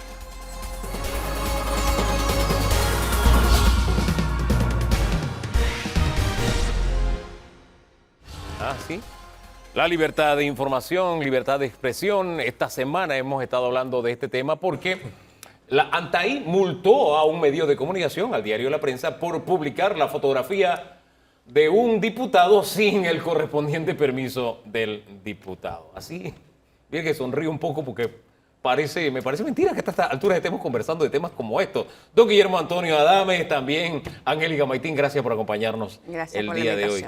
Me parece increíble que haya sucedido esto. O sea, el Panamacondo para mí cobra sentido cuando trato de describir algo como lo que pasó esta semana. Yo no sé ustedes. Hugo, esto es algo alucinante que este tipo de situaciones se den. Sería muy grave, pero suena como a tragicómico, ¿no? Para mi gusto. Me explico. Decir que una persona que es diputado de la República, presidente de la Comisión de Presupuesto de la Asamblea Nacional de Diputados, presidente del partido más grande de este país, que es el PRD, transportista muy conocido en su provincia, decir que no es figura pública, a mí me parece aberrante. No sé si me explico. Y decir que para utilizar una foto de él hay que pedirle permiso, honestamente, yo no le encuentro una razón de ser a ese tipo de posiciones. Que sea razonable, es lo que estoy diciendo. Puede ser, pero que sea razonable, no la veo. ¿Usted sí le encuentra algún fundamento, alguna razón, algún argumento de peso? En lo absoluto. Esa resolución es totalmente absurda y arbitraria. No tiene asidero legal La ley la promovimos en la administración en la que yo fui directora general de ANTAI, la presentamos. La de protección de datos. La ley de protección de datos. Y créeme que no se hizo con ese espíritu, se hizo con el espíritu de proteger los datos personales de todos los ciudadanos panameños que constantemente son vulnerados. El artículo 3 de esa ley dice que se exceptúan del tratamiento de esa ley todos aquellos temas que tengan leyes especiales. La resolución del ANTAI cita el artículo 577 del Código de Familia, en el que se habla de el derecho a la protección de la identidad, y es muy claro al decir que se exceptúan en aquellos temas de carácter noticioso. Entonces, si tú estás exceptuando las noticias de este tratamiento, ¿cómo puedes aplicarle una sanción a un medio de comunicación por haber publicado un reportaje con la imagen de este señor? Ahora, de verdad, don Danilo, cuando presento el tema yo sonrío un poco porque para mí es un sinsentido que estemos analizando algo como lo que ocurrió esta semana. Y eso no implica que no sea serio y grave. Por eso prefiero que usted siga de aquí en adelante y trate de encontrarle el fondo a algo, a menos que esto sea una motivación política. Yo no sé. Trate de ayúdeme, por favor. Digo, sin conocer el expediente que debió haberse tramitado en la ANTAI, yo parto de las definiciones. Ajá. La Constitución y las leyes de la República de Panamá utilizan dos términos para referirse a quienes trabajan en el Estado. Son funcionarios o servidores públicos. Públicos. O sea, sí, por eso digo, ¿no? Funcionarios. Es un error decir funcionarios públicos. Sí, porque es una redundancia. ¿Por qué? Porque funcionario es aquel que cumple funciones públicas. Entonces, lo que no cabe aquí es cómo sancionar el uso de una imagen de alguien que sea o servidor público, que ahí tiene el adjetivo público, o funcionario, que implica que cumple funciones públicas.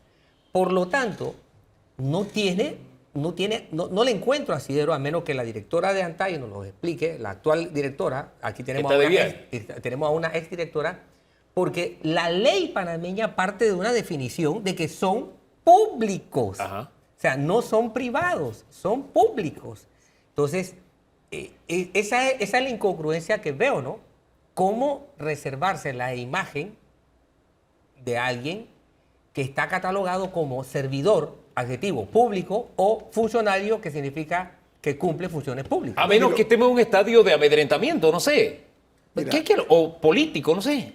Lo que pasa es que el diputado al cual estamos haciendo nosotros referencia es no un diputado común y silvestre. Él es presidente de la Comisión de Presupuesto, lo que representa un poder inusual en ese Parlamento. Pero Hugo, Danilo, señora Maitín, hay una mala interpretación. Este no es un tema de libertad de expresión. Ojo, este es un tema de libertad de información. Por eso planteaba, libertad de información y expresión. Profundicemos. Mi opinión, este es un tema de libertad de información, que es un derecho inalienable del ciudadano. Es irrenunciable. ¿A qué me refiero? Y voy a hacer, como siempre hablo, de una forma muy descarnada, y me disculpan los que se sientan lastimados, ¿no? Si no fuera por los medios de comunicación, la información que generamos, aquí nunca nos hubiéramos enterado del latrocinio que se dio, por tomar un ejemplo, el caso más rampante de corrupción que hubo en Panamá, el Odebrecht, nunca se hubiera sabido. Ni otros más que han sido motivo de escarnio para la clase política y empresarial también, porque no fueron nada más los políticos, ojo. Entonces, yo creo que esa es una preocupación que gravita sobre la cabecita de personas que se puedan sentir afectadas por tipo de investigaciones. Mira, el periodismo investigativo es un arte. Un arte, eso no es, y usted lo sabe, Hugo. Hacer una investigación periodística toma meses de un trabajo muy exigente, muy pormenorizado. Tienes que revisar quiénes son tus fuentes. En fin, no voy a explicar aquí, no voy a dar una charla de periodismo. Pero reitero, es el derecho que tienen ustedes a enterarse de qué ocurre debajo de la alfombra. No sé si me explico. O sea, Total. Ahora, es que precisamente eso es parte también de lo que a mí me llama la atención de este caso tan sui generis que nos ubica en el Panamacondo en que nos encontramos. Porque al final lo que causa malestar es la publicación de una fotografía sin permiso, pero el reportaje y la información que viene de fuentes oficiales a propósito, usando el habeas data, etcétera, de la Autoridad de Transporte, no se pone en duda. Es más, el mismo agraviado dice días después en una comisión, es que yo soy transportista, y la información lo que dice ahí, los cupos están favoreciendo al grupo que gravita alrededor de este funcionario público. Entonces, de verdad que no le encuentra el mayor sentido, a menos que Antay esté jugando un papel político en esto, sea un instrumento político o de persecución. ¿Podemos interpretar eso? ¿Podemos tener esa opinión? Le agrego algo a esto. ¿Cómo se explica que la ANTAI, que es la que tiene la responsabilidad de la transparencia, porque te ríes, Hugo, Pues porque este es un tema que es una increíble. Es una contradicción hasta histórica. Sí. Es histórica. Es como hablar que el MOB no tape huecos o que no coloque asfalto. Exdirectora, ¿cómo podemos conciliar esa contradicción? Yo creo que ya ANTAI, transparencia. Hugo dio en el clavo. El tema con lo que está ocurriendo ahora es que para estar al frente de un organismo de control, como lo es la ANTAI, un prerequisito fundamental debe ser la independencia. Hay quienes piensan que tú te conviertes en una persona independiente porque renunciaste antes de ayer a tu partido político. No es el caso de Elsa Fernández porque ella tuvo que renunciar al PRD para ocupar un cargo en la Defensoría del Pueblo. Y por eso, al no estar en un partido político, entonces ella podía aspirar al cargo que hoy ostenta. Entonces estamos frente a una persona que, en mi opinión, tiene lealtades hacia el partido al cual ella formó parte y por eso no es de extrañar este tipo de fallos. ¿Qué peligros encarna aceptar que ocurran cosas como estas en Panamá en este momento? Es gravísimo el daño que le estamos haciendo a nuestra democracia, el daño que le ha hecho Elsa Fernández a la ANTAI en el deterioro de la institucionalidad de esa autoridad que antes era percibida como un ente al cual ciudadanos, medios de comunicación podían asistir a buscar apoyo cuando en las instituciones se le negaba información. Y ustedes no me dejarán mentir, cuando yo ocupé ese cargo y ustedes tenían alguna dificultad con alguna institución, ahí estábamos nosotros para intermediar y que esa información fuese pública. Pero ahora hacen exactamente lo contrario de lo que dice la ley. Ahora quieren blindar y proteger a algunos servidores públicos, sancionar a los medios que publican noticias y cuando piensan sancionar a los altos funcionarios que cotidianamente cometen faltas a la ética en este país.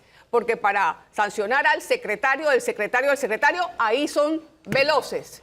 Pero para sancionar a un ministro, a un viceministro, a un administrador, a un gerente, allí buscan todas las excusas habidas y por haber. Esa es la triste realidad del ANTAI de hoy. Ahora, si esta es una jugada política o es una acción política y hubo una respuesta de la ANTAI vía la presidencia de la República, me quedo pensando, ¿esto no empaña la labor desarrollada por la actual administración e incluso a quienes ellos intentan promover como candidato también del PRD en este momento? Mira, ¿Esto lo salpica o no? El problema, por supuesto, lastima la imagen de una institución que se merece mejor suerte. Hay que decirlo, porque si uno de los lastres, una de las cosas que más lastra el presente y futuro de Panamá es la falta de transparencia. ¿Por qué razón? Porque aquí en Panamá impera el dominio del concepto de los señores feudales. Eso que dice la señora, es muy cierto, hay las lealtades, pero un momentito, esas lealtades tienes que despojarte de ellas cuando ocupas un cargo como el que es el de dirigir la ANTAI. Tiene que haber un divorcio en ese momento y la lealtad es guardarla para otra hora y otro momento. Hugo, el problema básico de esto, lamentablemente, es la fetidez que se siente en el actuar de algunos funcionarios que además de eso no quieren que se les mencione. O sea, quieren cometer los exabruptos, los desatinos, los excesos, pero no quieren que nadie los cuestione. Entonces, esa es parte de la problemática. Ahora bien, vuelvo a la pregunta. Sí, esto afecta a la imagen de Antay, pero voy mucho más allá. Estamos en una campaña política prácticamente. Decisiones como estas empañan la administración Cortizo y empañan también a quienes buscan la reelección del partido en el poder, ¿o no? Por supuesto que las empañan.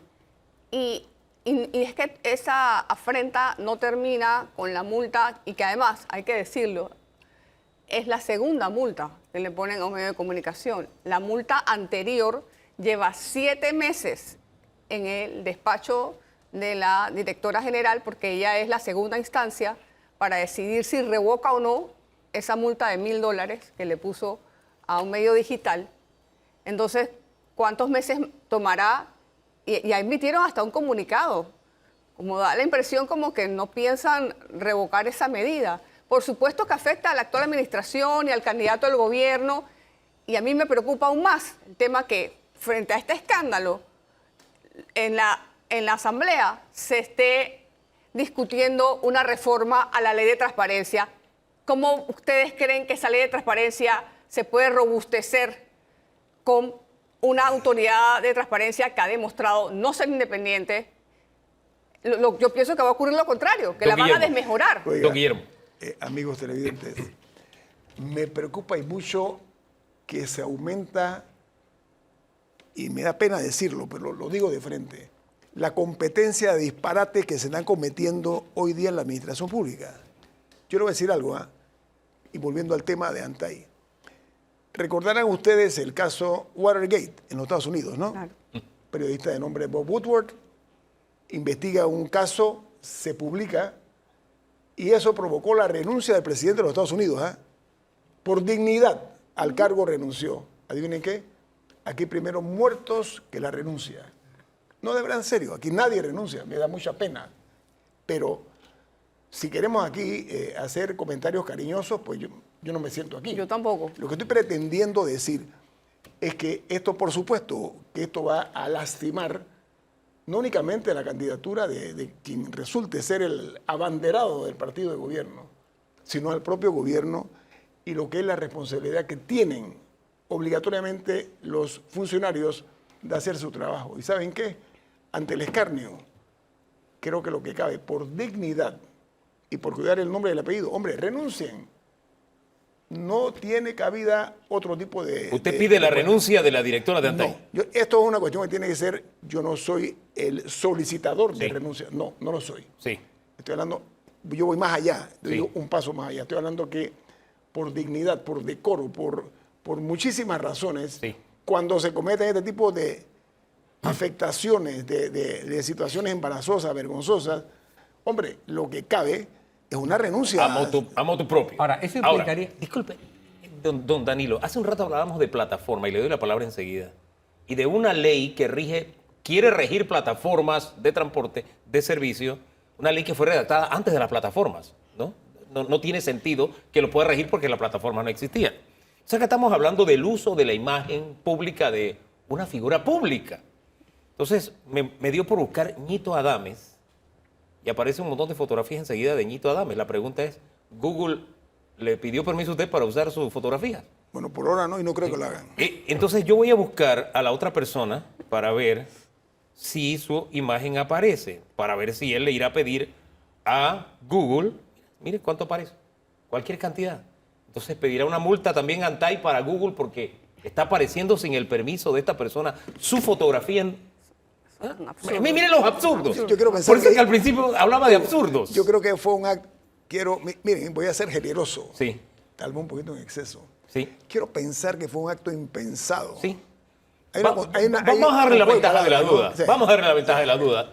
Por favor, don Danilo, disculpe. Esto implicaría que en medio de ya una campaña electoral, cada vez que un medio quiera publicar alguna imagen de alguno de los actores políticos, tiene que hacer la diligencia de pedir permiso para el uso de la imagen. Don Danilo, puede ser el objetivo final. O sea, puede ser que esto nada más es un paso de una escalera que va a llevar en ascenso a blindarlos. Que los medios no podamos publicar ni en video ni en fotos a la figura. Pero ¿saben qué? No olviden, no olviden algo. Ustedes se deben a sus electores, los que son políticos, a sus electores y al país. pero sobre todo al nombre que le están legando a sus hijos y a su familia.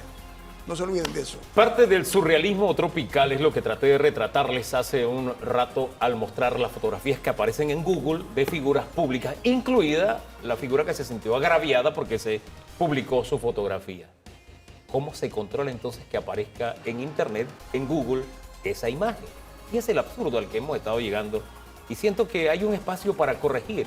Porque más allá de que se afecte la imagen de Antay, o de la directora de Antay, o del propio afectado por el uso de su imagen sin su permiso, es la imagen, y más allá de la imagen de gobierno que se ve afectada, y de su candidato, de su delfín que se ve afectada, hablemos de la imagen país.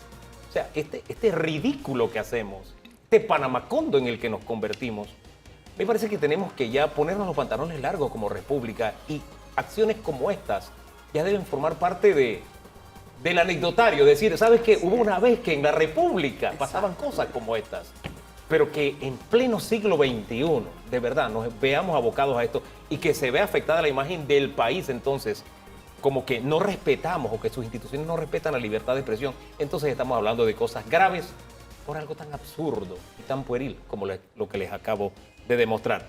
Gracias a los dos por habernos acompañado. Nosotros vamos a una pausa, vamos a hablar un poco de el país y de la región.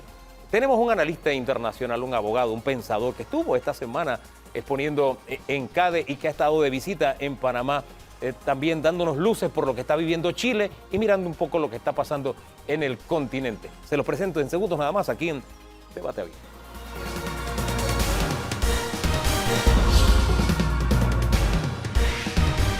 Estaremos hablando de temas que nos atañen no solamente a Panamá, sino también a América Latina, bajo otra perspectiva de lo que conversamos en el segmento anterior. ¿Dónde estamos y hacia dónde vamos? Sí, en cuanto a nuestras corrientes económicas, nuestras corrientes ideológicas. Y para tales efectos nos acompaña Axel Kaiser, de la Fundación para el Progreso, conferencista chileno. Estuvo esta semana aquí en CADE conversando con Panamá y hemos aprovechado para que también esté aquí en Debate Abierto. Buen día y bienvenido. Muchas gracias por la invitación.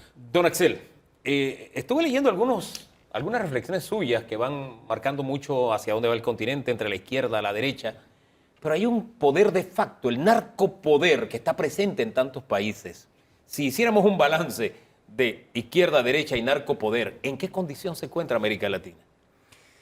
A ver, el narco no es un problema nuevo, claramente en América Latina, pero sí es nuevo en algunos países y en la envergadura en la que se está manifestando. Por ejemplo, mi país, Chile. Nosotros por décadas no teníamos realmente injerencia del crimen organizado con escala internacional, con redes armadas desde México hasta el sur, y hoy sí.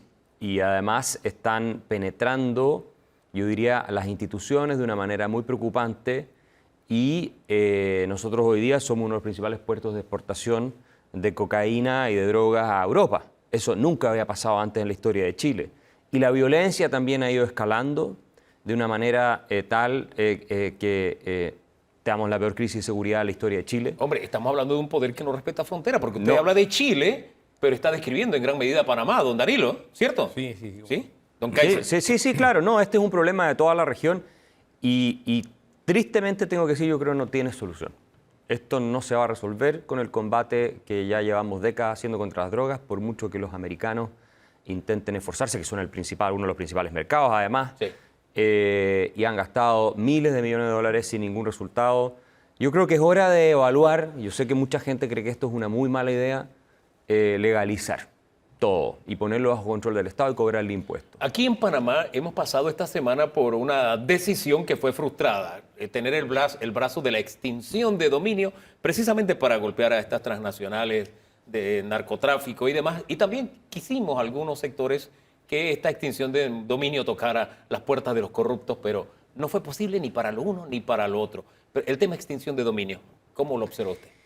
A ver, si es que uno va a optar por la vía de la guerra contra el narcotráfico, que yo creo que no tiene forma de ser ganada, es imposible, pero si uno opta por ese camino, entonces tiene que aplicar distintas medidas legislativas, entre las que se encuentra la extinción de dominio, cuando la gente no puede justificar de dónde sacó sus bienes, en fin, ese tipo de cosas, o los detectan estando involucrados en actividades ilícitas. Pero lo que ocurre es que el narco comienza a comprar políticos. Y esos políticos a su vez tienen una influencia en el entorno en el que se están desenvolviendo y se genera un efecto contagio. Y nosotros solo tenemos que tener presente, me lo contaba una persona bien entendida hace poco, que 1 kilo de cocaína en la selva colombiana cuesta $500, y en las calles de Suiza son $100.000. Entonces estamos hablando con un negocio de un margen que yo creo ningún otro tiene en el mundo, muy pocos pueden tener, legítimos por lo menos. Estamos entonces enfrentando, insisto, un enemigo al que por el atractivo, por el poder económico que tiene, se calcula que en Chile ya el 5% del producto es narco. El 5% del PIB, eso es gigantesco, 16.500 millones de dólares al año. No vamos a poder resolver, porque corrompe todo con ese poder económico. Hombre, y ese que corrompe todo me deja pensando, don Danilo, y disculpe, esta es una opinión muy personal, y se la dejo sobre la mesa nada más. Aquí hemos estado hablando de narcopolítica y que en el principal órgano político no se haya aplicado la extinción de dominio, no se me deja margen a dudas. Digo, si hay un país en América Latina al que le debiera doler esto en el alma, es a Panamá. Sí.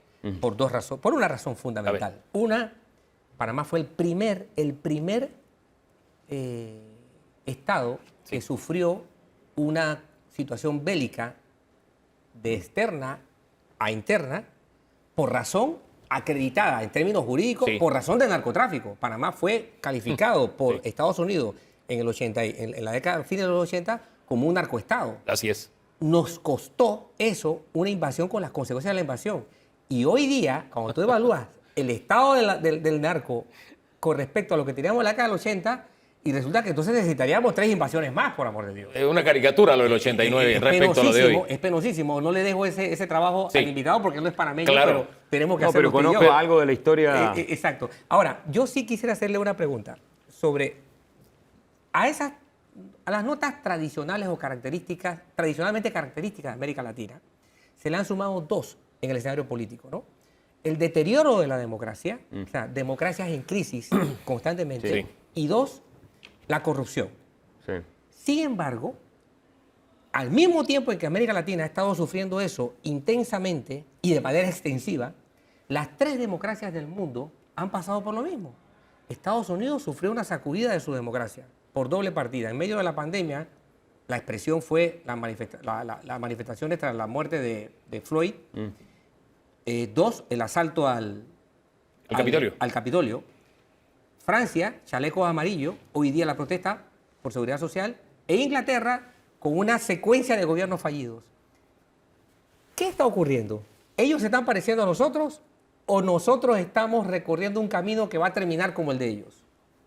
No, yo pienso que ellos están cada vez más pareciéndose a nosotros en muchos sentidos, pero esto es un fenómeno global en Occidente, salvo tal vez Europa occidental, y tiene que ver con la pérdida de confianza de la gente que está acreditada en encuestas en la democracia, porque no nos olvidemos que en la mayoría de los países occidentales, pensemos en la Europa de posguerra, la democracia es algo relativamente nuevo, muchos estaban bajo la cortina de hierro, otros venían saliendo regímenes totalitarios, en fin, y coincidió con amplios niveles de libertad económica que generaron muchísima prosperidad. Uno ve los estándares de crecimiento económico de la Alemania de posguerra, de Europa en general, son enormes. Entonces es mucho más fácil tener fe en la democracia cuando la gente está sintiendo beneficios que son concretos, ¿no? Porque está creciendo la economía muy fuerte, tus ingresos van al alza, tus hijos van a estar mejor que tú. Eso hoy día ya no es el caso en Europa.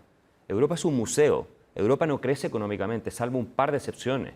Entonces, el futuro de tus hijos y tus nietos tú lo ves peor que el pasado que tuviste tú. Y la desesperanza cunde y el capital humano se va de esos países a otros como Australia o Estados Unidos o Suiza, que yo no lo considero parte del problema, y de hecho tiene mucha estabilidad, creo, en parte por eso mismo. Y en consecuencia estamos enfrentando este fenómeno global que también tiene mucho que ver con las redes sociales. Las redes sociales vinieron a cambiar y a polarizar el ambiente en todas partes, y a darle un altavoz a las posiciones más extremas también. Y eso es lo que hemos visto en Estados Unidos y en la guerra cultural que se está dando en Estados Unidos, que está salpicando también al resto del mundo. Y esa guerra cultural, a mi juicio, no tiene remedio. Y es probable que Donald Trump vuelva a ser presidente de la República en Estados Unidos. Yo pienso que eso va a ocurrir. Esa lucha, ¿no?, que se da a todo nivel, porque se está politizando todo, desde la NFL hasta Hollywood, todo se está politizando. Y ese es un muy mal camino, yo diría que es casi peor, en cierto sentido, que lo que nos está pasando en América Latina. Lo que ocurre es que nosotros tenemos una historia de corrupción muy antigua, siempre ha sido así. Las instituciones nunca han funcionado muy bien en nuestros países. Y ahora lo del narco, claro, viene a empeorar el deterioro institucional y a empeorar la debilidad de la democracia porque terminamos con regímenes que ya no sirven en lo más mínimo los intereses de la ciudadanía. Parte del análisis con que usted inició hablaba de tener fe en la democracia. En América Latina se ha perdido la fe en la democracia. Está, digamos, la democracia y el libre mercado están en crisis en este momento para unirle los dos Yo diría los dos temas. una cosa que es muy A ver. importante tener presente. Este es un análisis sociológico más bien. La democracia nunca es considerada un fin en sí mismo por la ciudadanía. La democracia no es un fin en sí mismo. La democracia es un medio que tiende a servir ciertos propósitos, ¿no? Que vivamos en libertad y eventualmente que haya progreso. Pero ¿qué ocurre cuando tu democracia termina capturada por los narcos, por políticos corruptos y no sirve a la gente porque no tienes prosperidad económica y además tienes niveles de criminalidad que no puedes salir tranquilo a caminar en la calle, como es casi la regla general en América Latina? Entonces llega una persona como Bukele, ¿no? Que promete resolver el problema con medidas que rayan en el autoritarismo, ¿no? Y la gente lo apoya con un 80%.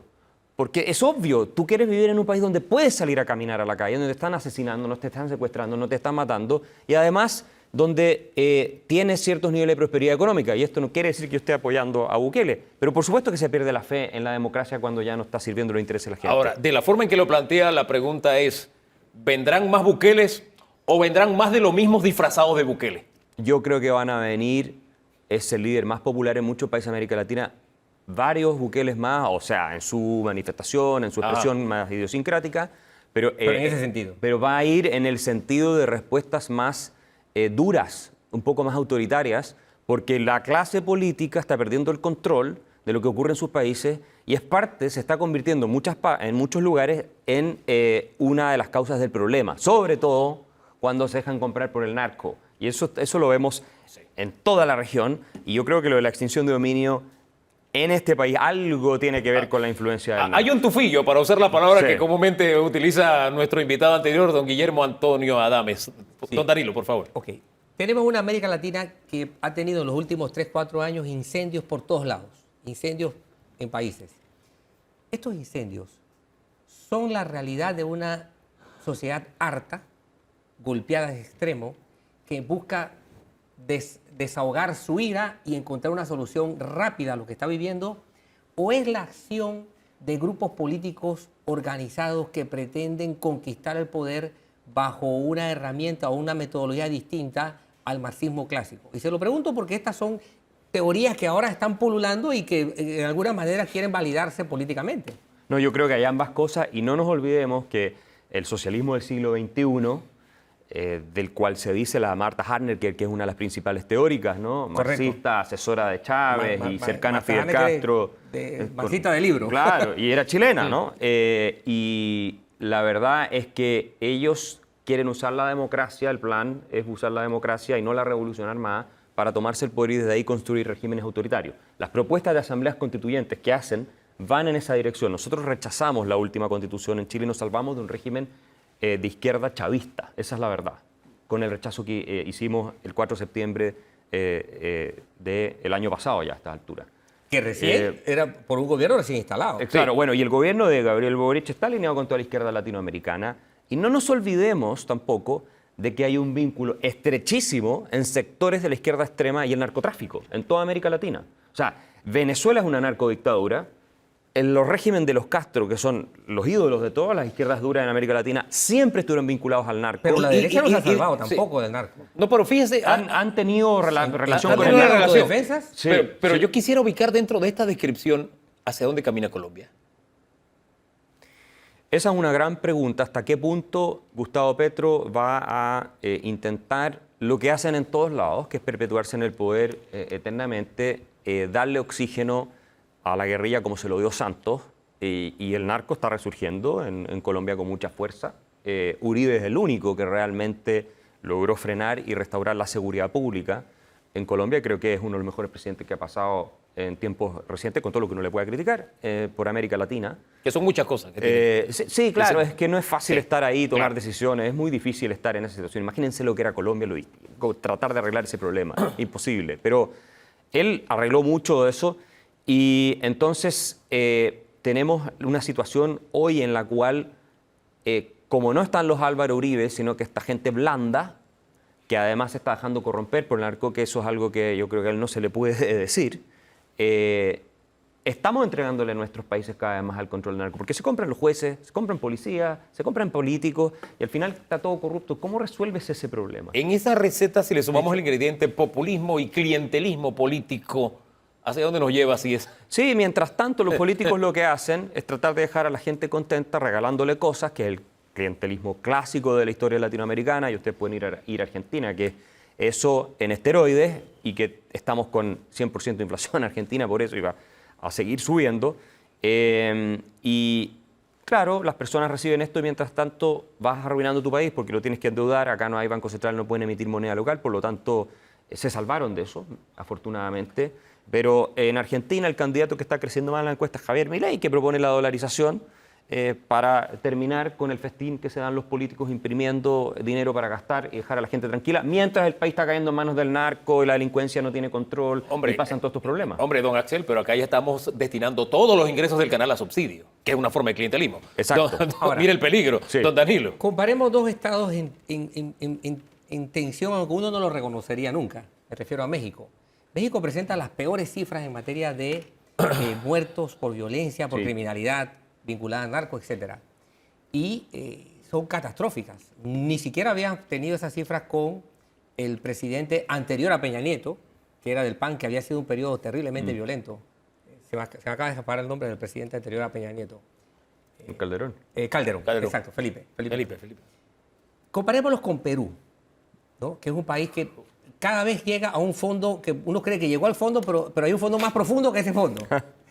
Siempre se puede estar peor. Siempre se puede estar. En Perú, y lo digo con dolor, ¿no? Lo digo con dolor porque los hermanos peruanos no se merecen lo que están viviendo. Sin embargo, hoy día llega un gobierno en contraposición a un gobierno de izquierda, pero no logra presentarse como un gobierno que representa un respiradero para la población. Así que tenemos por el lado una izquierda que quiere ser respiradero y ahora tenemos una derecha que quiere ser respiradero y ninguno de los dos lo logra. Es que hay dos temas acá. Uno, que la población tiene en su mente. Uno es la prosperidad económica, ¿no es cierto? Que el empleo exista, que haya salarios que van creciendo, que ellos estén mejor que sus hijos. Todos queremos eso en la vida.